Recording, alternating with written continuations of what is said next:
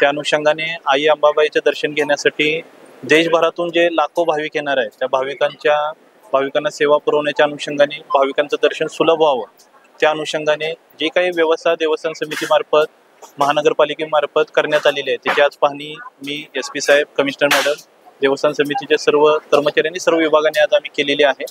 दर्शन रांगेचं काम पूर्ण झालेलं आहे। मंदिर परिसरामध्ये लोकांचं दर्शन विना अडथळा व्हावं यासाठी काही सागवानचे प्लायवूड सुद्धा आपण मंदिर परिसरात लावलेले आहेत। यावर्षी आपण गर्दी व्यवस्थापनासाठी EI चा जो वापर करणार आहे त्याचे कंट्रोल रूमचं सुद्धा काम अंतिम टप्प्यात आलेलं आहे आणि या ठिकाणी अतिक्रमण काढणं असेल किंवा इतर जी काही व्यवस्था महानगरपालिकेमार्फत करायची आहे ती सुद्धा कामं झालेली आहेत।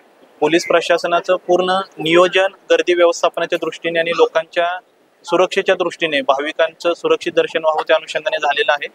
तर पूर्ण जिल्हा प्रशासन आई अंबाबाईचा नवरात्र महोत्सव साजरा करण्याच्या अनुषंगाने आणि देशभरातून येणाऱ्या सर्व भाविकांचं स्वागत करण्यासाठी त्यांचं दर्शन चांगल्या पद्धतीने व्हावं, दर्शनाचा अनुभव चांगला राहावा या अनुषंगाने सज्ज झालेला आहे आणि सर्व तयारी पूर्ण झालेली आहे।